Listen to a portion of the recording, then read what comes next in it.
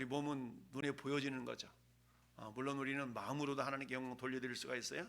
근데 하나님은 굳이 우리에게 몸으로 하나님께 영광을 돌리라 라고 말씀하고 있는 까닭은 뭘까? 우리의 신앙생활은 움직이는 거거든요.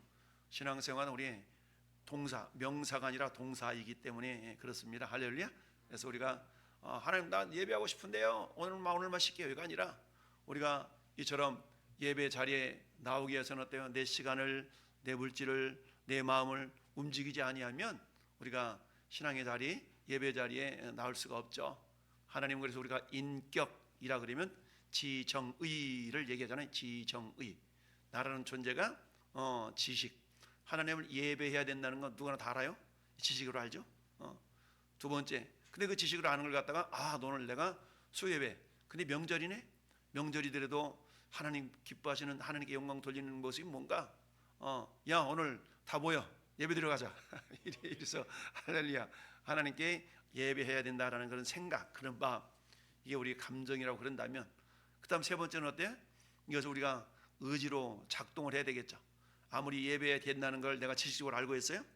예배해야 될 텐데 라는 마음에 감동돼 있어요. 근데 내 팔과 내 다리가 협조하지 아니하면 이 자리에 올 수가 없죠. 그러니까 우리 인격, 신앙생활은 인격을 동원한 우리 몸뚱아리로 하는 겁니다. 할렐루야. 그래서 그 기본은 물론 우리 마음속에 우리 지식, 생각, 마음을 가지고 행동으로 옮겨져야 되는데, 값으로 산 것이 되었으니 그런즉 너희 몸으로 하나님께 영광을 돌리라. 할렐루야. 우리 몸뚱아리로 하나님께 영광을 돌리는 가장 귀한 방법 중에 한 가지가 예배하는 거니까, 먼저 이 명절 주간임에도 불구하고 하나님을 예배, 그리고 또 뭐 매일 하는 것처럼 또 전도, 이런 것도 하나님 앞에 영광 돌릴 수 있는 것이죠. 세상 사람들이 나를 바라볼 때 어떻게 구별되게 바라볼 수 있을 것인가? 남들은 다 이 시간 옹기종기 모여서 먹다 남은 떡국이라도 먹어야 될 텐데 우리는 예배 드리러 가는 거야. 이게 구별됨이죠. 남들은 빨간 글씨인가 쉬어야 되지만 우리는 그래도 전도할 거야 라고 전도지 하나 더 나눠주고 예수 믿으라고 선포하는 거 구별됨이죠. 자, 오늘도 어떤 분이 가면서 악수를 싹 하고 지나갔는데 보니까 목사님이셔. 목사님 악수를 딱 하고 지나가시고, 저 뒤에 계신 우리 정현태 우리 안수 집사님도 오셨는데, 어찌하든 우리가 전도 현장에서 하나님을 기쁘시게 할 수 있는 이 모든 것들은 하나님께 영광을 돌리는 모습인 줄 믿습니다.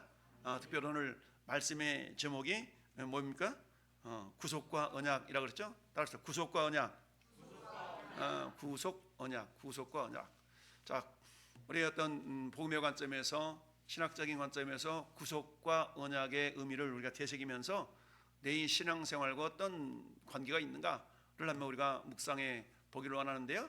자, 한번 같이 읽어볼까요? 시작. 하나님께서는 우리 인간을 만세전에 택정 곧 선택하시고 창조하셨습니다. 그런데 창조된 인간은 타락하게 되었고, 그로 말미암아 하나님은 다시금 회복의 역사를 이루셨습니다. 이 모든 과정, 택정, 창조, 타락, 회복을 구속사라고 합니다.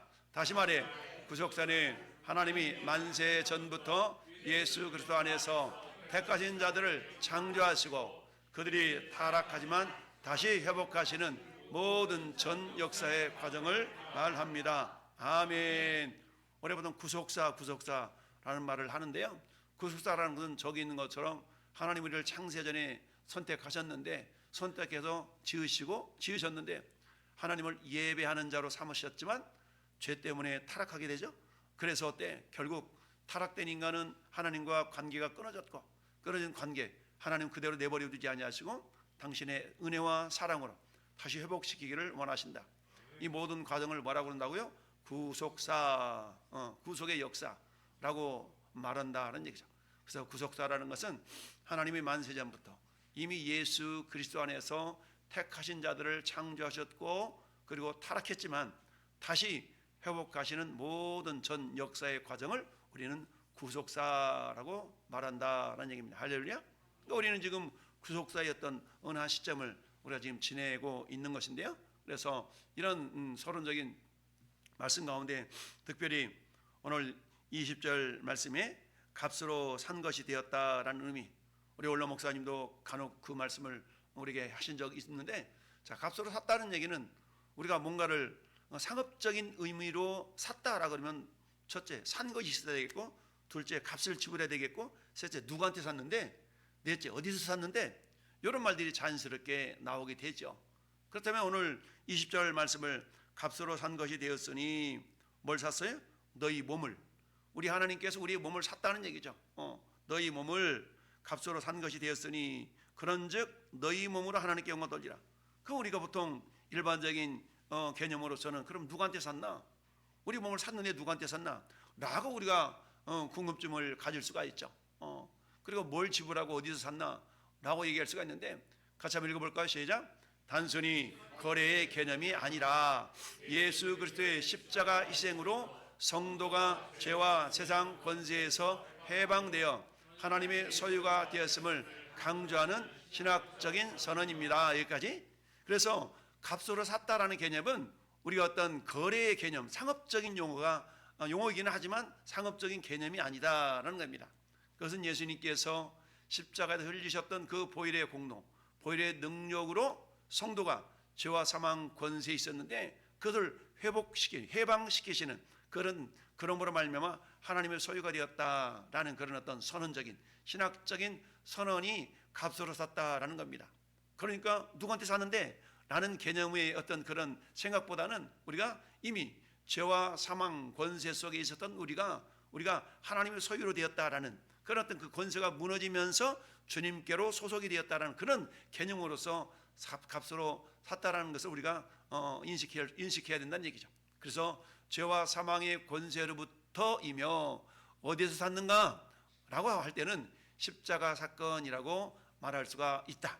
여러분 고린도전서 7장 23절이 이렇게 말씀합니다. 시작. 너희는 값으로 사신 것이니 사람들의 종이 되지 말라. 아멘. 값으로 샀어요. 그러니까 우리가 누구 소유가 됐다는 거예요? 하나님의 소유가 된 겁니다. 그 하나님의 소유는 내가 주님의 소유가 됐기 때문에 우리를 소유하신 주인의 뜻대로 우리가 살아드리는 것이다. 근데 가장 우리가 하나님의 뜻대로 살아드리는 것을 그분의 영광을 드러내는 것이다 라고 말씀할 수가 있는 것이죠. 그런데 우리를 하나님의 소유로 삼으셨던 그 배경 근거는 어떻게 그렇게 되어졌는가 보니까 베드로전서 1장 18절 19절 같이 읽어요. 너희가 알거니와 너희 조상이 물려준 헛된 행실에서 대속함을 받는 것은 은이나 금같이 없어질 것으로 된 것이 아니요 오직 흠없고 점없는 어린 양 같은 그리스도의 보배로운 피로 된 것이니라. 아멘. 우리가 흔히 그러잖아요. 핏값 주고 사셨다. 핏값 주고 사셨다 라고 그러잖아요.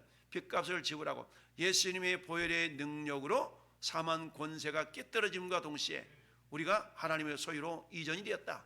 원래 우리가 하나님과 했던 사랑하는 관계였지만 저 에덴 동산에서 아담과 하와가 하나님 말씀에 불순종함으로 말미암아서 죄가 들어오고 죄의 작전 사망, 그러니까 그때 죽음 가운데 있었던 것이죠. 그러니까 죽음 가운데 있었기 때문에 우리는 하나님께 영광을 돌려드릴 수가 없는 그런 존재가 되었어요.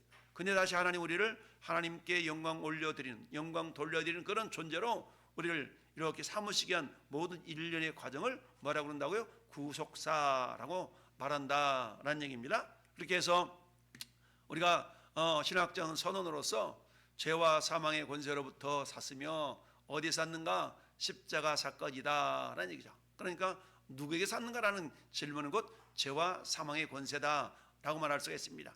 그래서 하나님께서 값으로 샀다라는 개념은 누구한테 샀는가? 우리 흔히 그럼 마귀 사탄에게 샀는가?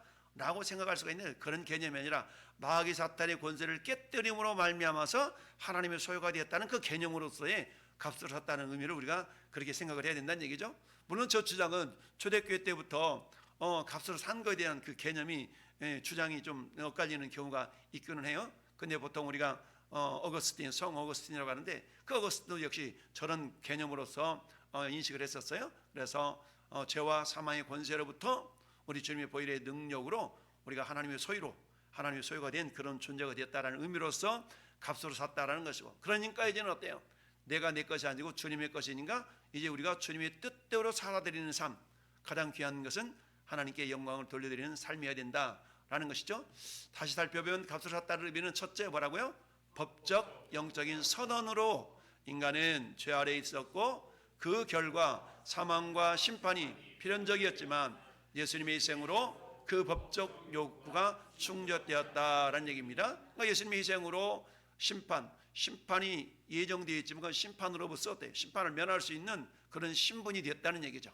그래서 영원한 심판에서 영원한 영생, 생명의 길로 우리가 옮기운 바가 된 것이죠. 둘째는 소유권의 변화가 있다. 이제 성도는 더 이상 죄와 사망의 지배 아래 있지 않고 하나님의 소유로 옮겨졌다. 소유권이 옮겨졌다는 얘기죠.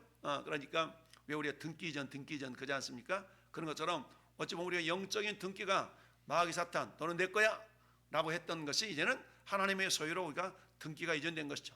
마치 예수님이 제자들에게 그 마을 건너편에 가보면 거기에 뭐가 있어? 매어있는 나귀 새끼가 있을 텐데 풀어 끌고 오라. 매어 있다는 얘기죠. 누구에게 매어 있어요? 마귀 사탄에게 매어 있었던 그것들을 우리가 어떻게 우리를 끌고 오는 겁니다. 풀어서 끌고 올 권세가 하나님의 자녀인 저와 여러분들에게 있어요.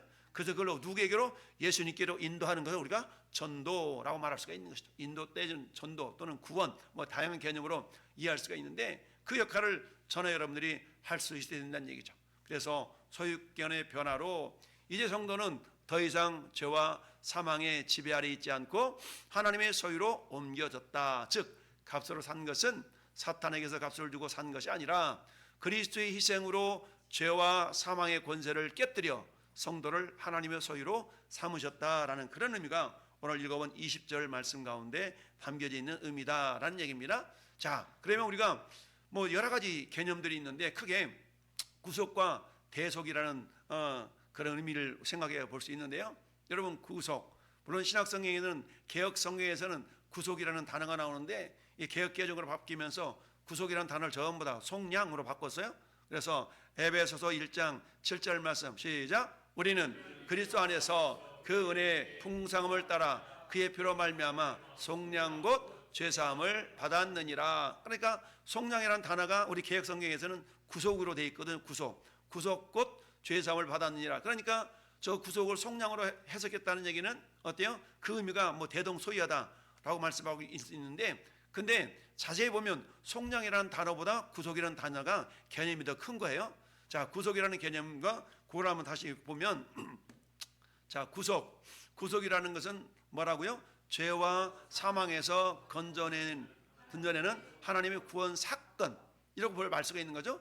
죄와 사망에서 건져냈다라는 것을 우리가 구원이라고 말할 수 있어요. 구원. 그런데 죄와 사망에서 건져내는 하나님의 구원 사건, 전체적인 맥락으로 보는 것을 우리가 뭐라고 한다? 구속이라고 말합니다.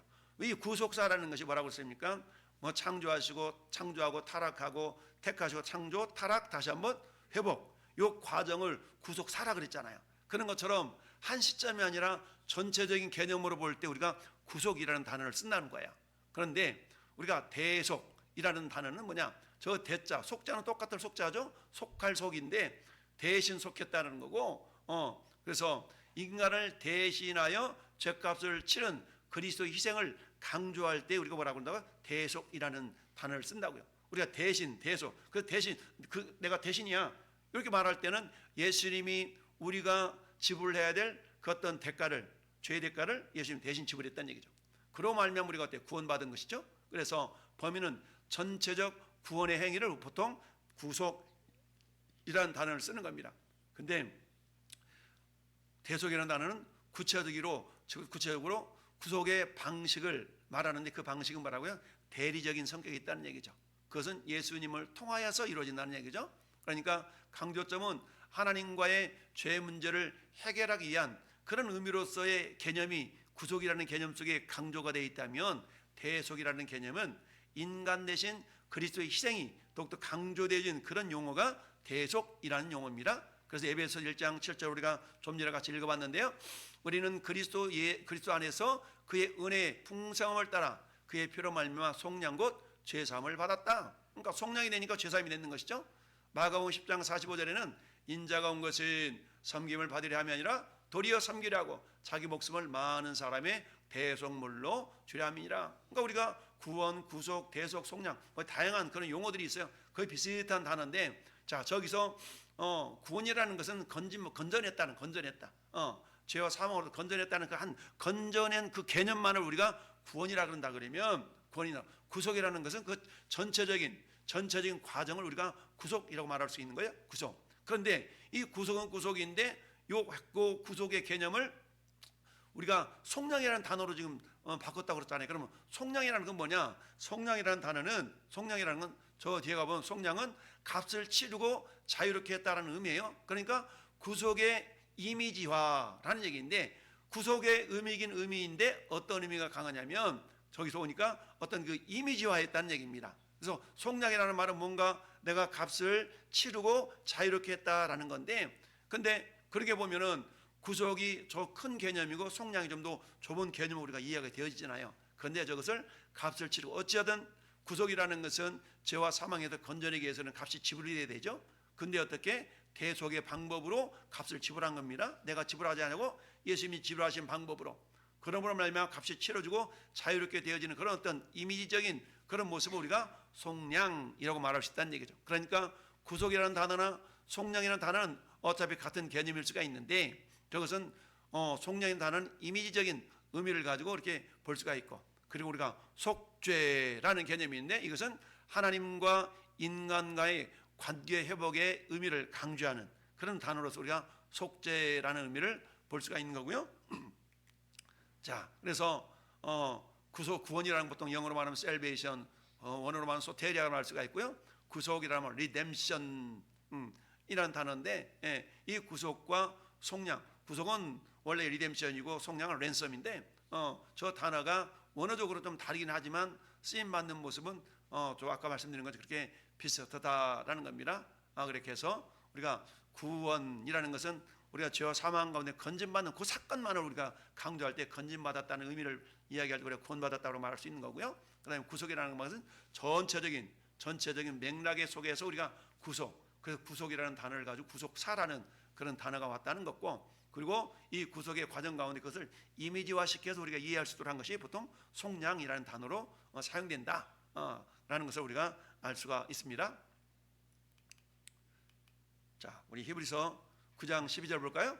염소와 송아지의 피로 하지 아니하고 오직 자기 피로 영원한 속죄를 이루사 한 번에 성소에 들어가셨느니라. 아멘. 속죄, 대속, 뭐 이런 것은 비슷한 개념인데 그렇다는 얘기죠. 속죄, 하나님과 인간과의 관계 회복을 위한 그런 개념이 강하게 나타난 단어가 속죄라는 얘기죠. 그러니까 속죄가 이루어져서 하나님과 관계 회복되었다는 겁니다. 그러니까 하나님과 관계 회복에 중점을 두는 그런 의미로 우리가 얘기할 때는 속죄라는 말을 우리가 사용한다라는 얘기고요.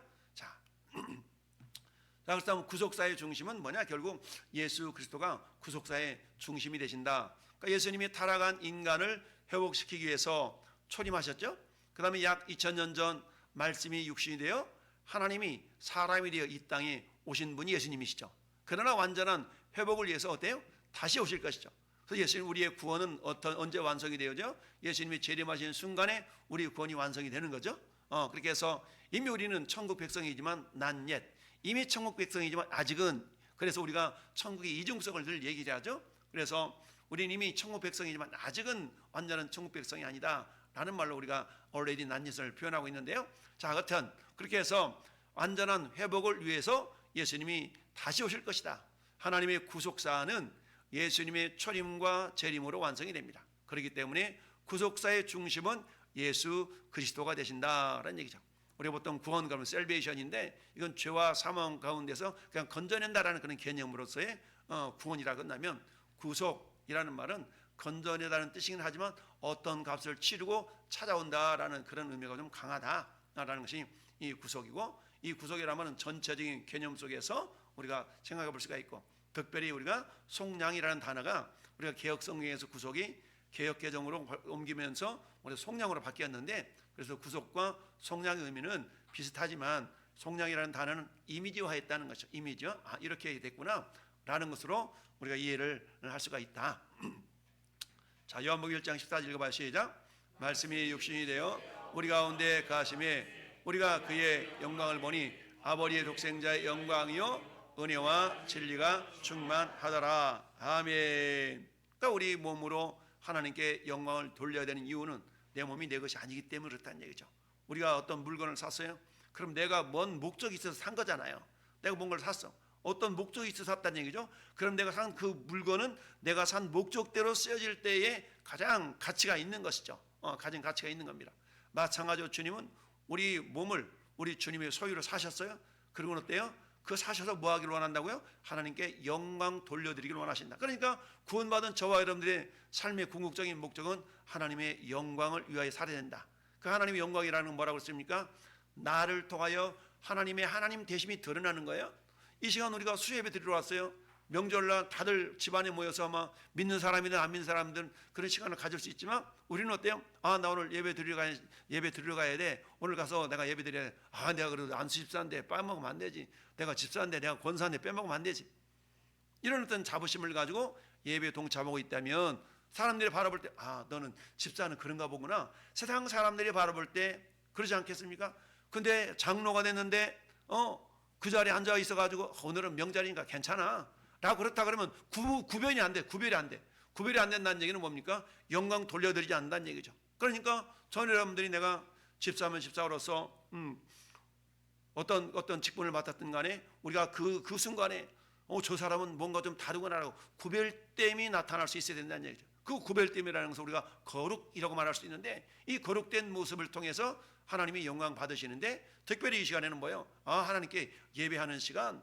저분도 집사님이신데, 저분도 안수 집사인데, 저분도 권사인데, 저분도 장로인데, 다들 알고 있단 말이죠. 알고 있는데 어때요? 믿지 않는 사람들과 더불어 똑같은 모습을 보이겠다면 구별이 안 되죠.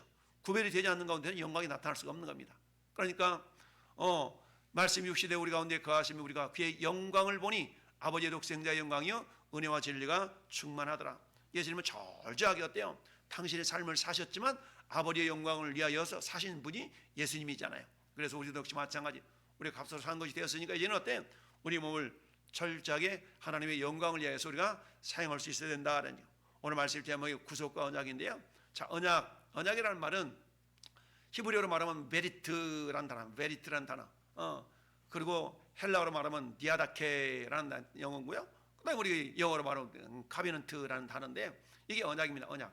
언약은 뭐예요? 특별히 한문으로 말하면 말씀 원자에다가 계약할 때 계약 약자잖아요. 그러니까 말씀으로 약속을 맺는다라는 것이 언약인데, 자, 구속사라는 것은 시대마다 연결되고 있는데요. 그 연결고리는 바로 하나님의 언약이라는 개념으로 이루어지게 있어요.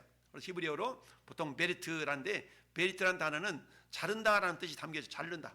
베리트 딱 자른다는 얘기입니다. 자, 그래서 예레미야 34장 18절 20절과 창세기 15장 17절에 보면 자른다라는 개념이 있는데, 여러분 예레미야 34장 한번 볼까요? 시작. 송아지를 둘로 쪼개고 그 두 조각 사이로 지나매 내 앞에 언약을 맺었으나 그 말을 실행하지 아니하여 내 계약을 어긴 그들을 내가 그들의 원수의 손과 그들의 생명을 찾는 자의 손에 넘기리니 그들의 시체가 공중의 새와 땅의 짐승의 먹이가 될 것이며. 아멘. 여러분 창세기 15장 17절 말씀은 횃불 언약에 대한 이야기인데 저게 뭐예요? 해가 쳐서 어두울 때 연기 나는 화로가 보이며 타는 횃불이 어디로 가요? 쪼갠 고기 사이로 지나더라. 저 당시에 언약을 맺을 때 A라는 종족과 B라는 종족이 있어요. 서로 족장들이 언약을 맺는데 어떻게 언약을 맺느냐면 각자가 짐승을 한 마리 가지고 옵니다. 이 사람은 짐승을 가지고 둘 다 그 짐승을 같이 잡아요. 잡아서 각을 떠서 쪼개놓은 겁니다.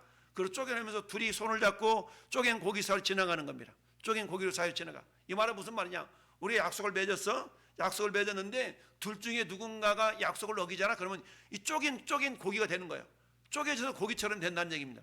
그러니까 그 말은 뭐예요? 죽는다는 얘기죠. 죽는다는 얘기입니다. 그러니까 죽지 않기 위해서는 어떻게 해야 돼요? 반드시 약속을 서로 간에 지켜야 되는 겁니다. 이게 언약의 의미라는 얘기죠. 그래서 송아지를 둘로 쪼개고 그 조각 사이로 지나매 내 앞에 언약을 맺었으나, 이미 지나가는 것으로 언약이 맺어진 겁니다.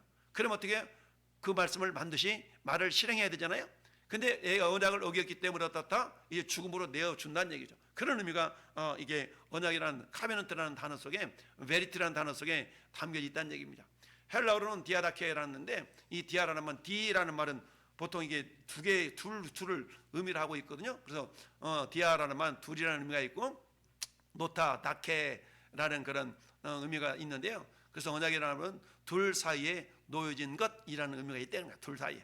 그러니까 고기 덩어리가 원래 하나에 있는데 이거 고기도 둘로 쪼개는 거예요. 쪼개서 그 사이에 있는 겁니다. 그러니까 내가 약속을 지켜야 하면 나도 쪼갠 고기 덩어리가 되는 거예요. 그만큼 언약이라는 것은 굉장히 중요하다는 겁니다. 그래서 이런 뜻인데요. 디아다케라는 것은 결국 유언으로도 쓰여졌어요. 유언. 왜요? 더 이상 돌이킬 수 없잖아요. 유언이라는 것은 마지막 말이기 때문에 히브리서 9장 16절 17절 보니까 자, 이 유언은 유언한 자가 죽어야 되나니, 유언은 그 사람이 죽은 후에야 유언한 자가 살아있는 동안에는 효력이 없느니라. 그러니까 유언이라는 단어가 디아다케라는 말로 쓰여졌다는 얘기입니다. 그런데 이 디아다케라는 건 뭐예요? 이 둘 쪼갠 사이에 위치했다고 하잖아요. 그러니까 죽음과 생명, 사망과 생명 사이에서 놓여진 거예요. 그 말 자체가. 그리고 또 이게 죽어야만 효력이 발생한 것이 유언이잖아요. 그런 의미로 이 디아다케라는 단어가 사용되어 왔다. 그래서 언약이라는 말은 결국 베리트나 디아다케나 뭐 카베너트나 결국 뭐냐, 약속인데 쪼개진 사이로 뭔가 놓여져 있고 거래가는 그런 의미를 통하여서 약속은 굉장히 소중하게 지켜져야 되는데 지켜지지 않을 경우는 내가 그런 존재가 된다는 의미이기 때문에 반드시 약속은 지켜져야 된다라는 얘기입니다. 자, 우리 인간은 죄를 지어 감히 하나님과 언약을 체결할 수 없는 존재예요. 그러나 하나님은 강권적인 사랑으로 우리에게 오셔서 우리의 모든 허물을 눈감아 주시고 언약을 체결해 주신 것이죠. 이 언약의 성격이 바로 뭐예요? 일방적이고 주권적이라는 의미가 있어요. 그러니까 하나님이 맺으신 언약이라는 것은 결국 일방적이고 주권적이라는 겁니다. 왜? 우리 인간과 하나님이 어떻게 감히 언약을 맺을 수 있겠어요? 왜? 우리는 죄인이고 우리 가운데 죄가 있기 때문에 언약을 맺을 조건이 안 되는 거예요. 그렇지만 어때요? 하나님께서 그 죄를 다 사하시고 우리의 언약을 맺어주시는 겁니다. 이걸 다른 말로 말하면 은혜라고 말할 수 있는 거예요. 그래서 횃불 언약 체결 시에 쪼갠 고기 사이로 횃불이 지나갔는데, 그때 창세기 15장에서 아브라함은 안 지나갔어요? 하나님만 지나갔거든요. 그러니까 하나님만 지나갔다는 얘기 뭡니까? 내가 그 언약을 내가 지킨다는 거거든요. 내가 지키겠다는 거예요. 단지 아브라함은 그 횃불을 지나가는 불빛을 이렇게 보면서 뭐 하는 거예요? 인정하는 거죠. 인정. 그래서 횃불 체결, 언약 체결 시 쪼갠 고기 사이로 횃불이 지나갔는데 그 횃불은 하나님의 임재를 나타낸다. 그래서 그분은 영원하신 분이신데 이 하나님이 쪼갠 고기 사이로 지나가시면 횃불 언약이 영원한 언약이라는 것을 나타내기도 한다. 그래서 같이 언약의 의미는 시작. 언약의 의미는 헬라어로는 영원한 언약이고 히브리어로는 일방적이며 주권적인 언약이다라는 것을 나타냅니다. 그럼 우리 언약의 종류가 어떤 것들이 있는가? 언약은 말씀으로 이루어진 약속이라는 의미입니다. 말씀으로 이루어진 약속이에요. 따라서 하나님의 약은 말씀으로 체결되었음을 보여주고 있는데요. 하나님의 말씀으로 이루어진 것이 아니라면 언약이 아니죠. 그러니까 하나님의 말씀으로 이루어졌기 때문에 언약이라고 할 수 있는 거예요. 첫 번째 언약은 어떤 언약? 행위 언약. 보통 우리가 에덴 동산에서 하나님께서 아담과 하와에게 주셨던 그 약속, 언약을 보통 행위 언약이라고 말합니다. 그 창세기 2장 17절 말씀 뭡니까? 선악을 알게 하는 나무 열매를 먹지 말라. 먹는 날에는 반드시 죽으리라 하시니라. 그러니까 저기 행위는 어떤 행위예요? 선악을 알게 하는 나무를 안 먹는 것이 행위잖아요. 안 먹음으로 말미암아 언약이 체결되는 겁니다. 언약이 유효하게 되는 겁니다. 그런데 선악을 알게 하는 나무 열매를 먹으면 어때? 언약이 파기가 되는 겁니다. 네. 그래서 선악을 알게 하는 나무 열매는 먹지 말라. 그 행위죠. 먹는 날 반드시 죽으리라. 예수님은 요한복음 8장 51절에서 진실로 너에게 이르노니 사람이 내 말을 지키면 영원히 죽음을 보지 아니하리라 라고 했어요. 말을 지키면. 근데 말을 지키지 않았기 때문에 어때요? 죄 때문에 사망이 오게 된 것은 에덴 동산을 지키면 똑같다라는 겁니다. 자, 그래서 행위 언약은 아담의 순종 여하에 따라서 결과가 달라지는 언약. 그러니까 순종 여하에 따라 달라지는 언약을 보통 행위 언약이라. 그러니까 순종이랑 행위가 포함되는 거지 않습니까? 그래서 순종할 때는 영생이 있지만 불순종할 때는 사망이 있다. 이걸 보통 행위 언약이라고 말할 수가 있고요. 두 번째는 어떤 언약? 구속 언약일 수 있다. 구속 언약. 에베소서 1장 4절에 이렇게 됐습니다. 시작. 곧 창세전에 그리스도 안에서 우리를 택하사 우리로 사랑 안에서 그의 앞에 거룩하고 흠이 없게 하시려고. 아멘. 여러분, 이처럼 구속 언약은 언제? 이미 창세 전에 언약이 맺어졌다는 얘기입니다. 이미 창세 전에 그 언약을 어떻게 맺었어요? 하나님과 예수 그리스도 사이에 체결된 언약이다. 예수님이 그 언약을 이루시기 위하여 이 땅에 오신 거예요. 하나님과 예수님이 언약을 체결하실 때 약속하신 건 그게 두 가지인데요. 첫 번째 어떤 약속이라? 여자의 후손으로 오셔야 된다는 얘기죠. 왜 여자 후손으로 와야 될까요? 죄 문제를 해결하기 위해서는 어때요? 결국 인간이 죄를 지었는데 죄 문제를 해결하기 위해서 인간의 모습으로 오셔야 된다는 얘기죠. 그 다음에 두 번째는 뭐라고요? 십자가의 피를 통해서 구원해야 된다라는 이 두 가지 약속을 가지고 예수님이 결국 이 땅에 오신 것이죠. 그래서 창세기 3장 15절을 우리 보통 원시복음이라고 말하는데요. 내가 너로 여자가 원수가 되게 하고 내 후손도 여자의 후손과 원수가 되게 하리니 여자의 후손은 내 머리를 상하게 할 것이요 너는 그 발꿈치를 상하게 할 것인지라. 이걸 원시복음이라고 그러죠. 저 사건이 십자가에서 완성이 되죠. 그 다음에 고린도후서 5장 21절을 읽어봐요. 시작. 하나님이 죄를 알지도 못하신 이를 우리를 대신하여 죄로 삼으신 것은 우리로 하여금 그 안에서 하나님의 의가 되게 하려 하심이니라. 아멘. 죄를 알지도 못하신 이를 우리를 대신하여 죄로 삼으신 것은 우리 모든 죄를 예수님께 담당시켰다는 개념이겠죠. 그런 말미암아서 우리는 그 안에서 하나님의 의가 되게 하여서 그렇게 했다는 얘기죠. 자, 그래서 여자의 후손으로 와야 되고 두 번째는 뭐예요? 십자가 피를 통해서 구원하셔야 된다는 얘기죠. 그래서 히브리서 4장 15절은 우리에게 있는 대제사장은 우리의 낙함을 동정하지 못하실 리가 아니요 모든 일에 우리와 똑같이 시험을 받으신 이로되 뭐가 없다? 죄는 없다. 에베소 1장 7절은 우리는 그리스도 안에서 그의 은혜의 풍성함을 따라 그의 피로 말미암아 속량 곧 죄 사함을 받았느니라. 이게 예전에 이게 개혁성경에 저거 뭐라고 했다고요?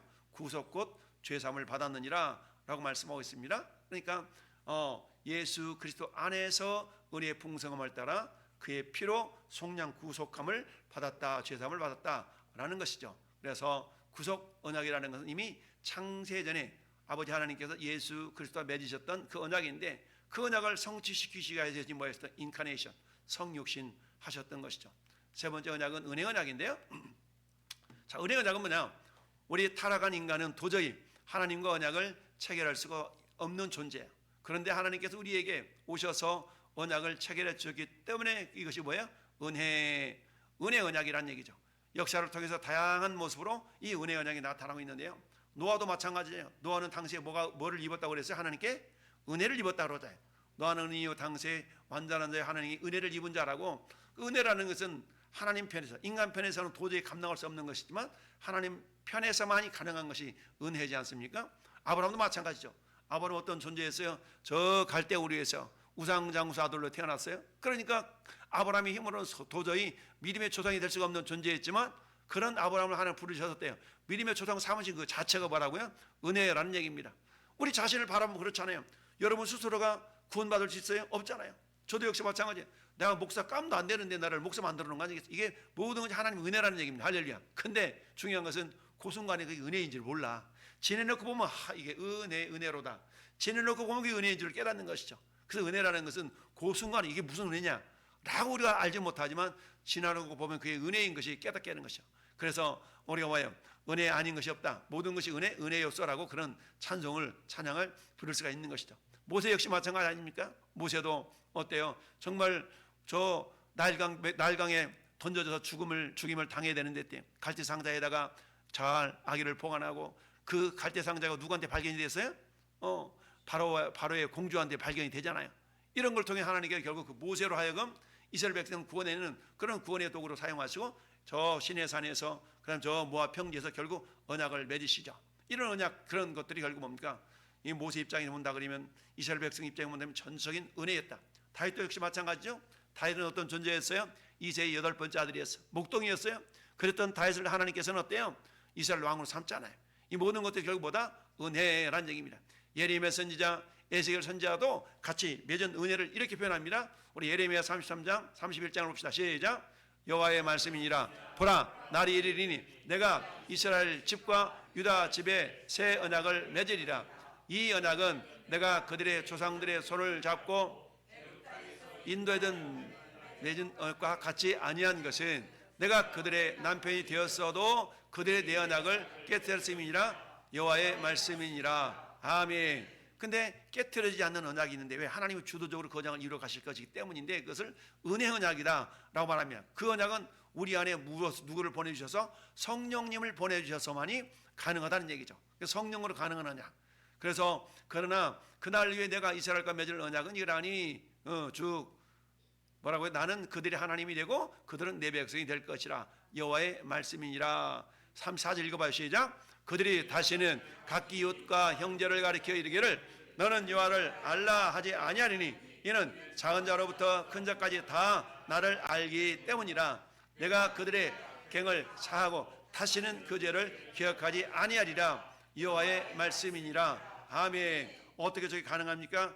예수님의 보혈은 영원한 속죄, 모든 죄 사하고 영원한 속죄가 있기 때문에 예수님의 보혈을 통하여 저게 가능하고 그게 성령을 우리 가운데 인쳐졌기 때문에 가능하다라는 사실이죠.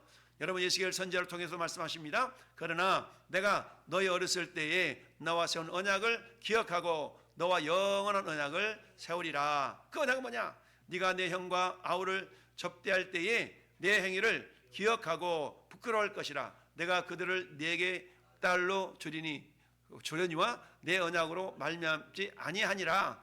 내가 네게 내 언약을 세워 내가 여호와인 줄을 내가 알게 하리니. 63절 시작.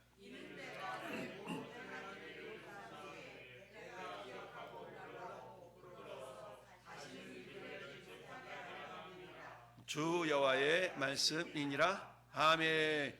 이처럼 언약에는 행위 언약이 있고 그다음에 구속 언약이 있고 그다음에 은혜 언약이 있더라. 이런 언약. 오늘 우리는 어디 사는 은혜 언약 가운데 살아가고 있는 겁니다. 은혜 언약 가운데 도저히 우리 힘으로는 지킬 수가 없는 그런 약속이지만 성령님을 통해서 우리가 성령 안에서 그 약속들이 이루어져 가고 있다라는 겁니다. 결론을 읽어봅니다. 시작. 하나님의 행위 언약을 어겨 사망의 노릇하던 인류에게 구속 언약을 이미 계획하시고 예수 그리스도를 통해 완성해 가셨습니다. 이 구속 언약을 은혜 언약 안에 있는 모든 인류가 누릴 하나님의 사랑과 공의의 법입니다. 이 은혜 언약의 절정은 예수 그리스도의 십자가입니다. 예수님의 십자가의 공로로 그를 믿는 자, 그의 이름을 부르는 자는 구원을 받고 하나님의 자녀가 되는 권세를 얻습니다. 아멘. 할렐루야. 결국 언약의 어떤 주제는 뭐냐면 하나님의 나라거든요. 언약의 주제는 하나님의 나라. 그러니까 하나님 나라를 삼기 위해서는 반드시 필요한 것이 그의 백성이죠. 그러니 우리를 하나님은 결국 뭐예요? 언약 안에서 우리를 은혜 언약 안에서 하나님의 백성 삼으시는 겁니다. 그런 말면 영원한 그 천국의 개념으로 본다 그러면 우리가 하나님의 나라는 국민 영토 주권이니까 이미 우리가 아무리 나라가 있어도 주권이 있어도 국민이 없으면 안 되잖아요. 그러니까 우리를 하나님의 국민 삼으시게 해서 하나님 백성 삼으시게 해서 우리를 어때요? 부르시는 겁니다. 창세전에 만선이 계획하셨다가 타락한 인간을 다시 불러주셔서 하나님의 자녀 삼아주신 것이죠. 그래서 이제는 어때요? 내가 너를 떠나지 아니하고 내가 너를 버리지 아니했다. 그러니까 이제는 뭐하자? 우리가 하나님 앞에 영광을 돌리자. 할렐루야. 따라서 우리를 구속하시고 하나님의 자녀 삼으신 모든 것이 주님의 은혜인데 우리는 이미 은혜 언약 안에 있는 존재들입니다. 은혜 언약 안에 있는 존재들 우리가 어떻게 살아가야 될 것인가? 오늘 함께 우리 읽어본 값으로 산 것이 되었으니 그런즉 너희 몸으로 하나님께 영광을 돌리라. 할렐루야. 우리가 마지막에 기도할 때 하나님 내 몸이 내 것이 아닙니다. 주님의 것인데 내 마음대로 살지 않고 주님의 뜻을 이루어드리는 영광의 통로로 살아갈 수 있도록 주님 도와달라고 우리 같이 한번 주님 한번 부르고 기도하겠습니다.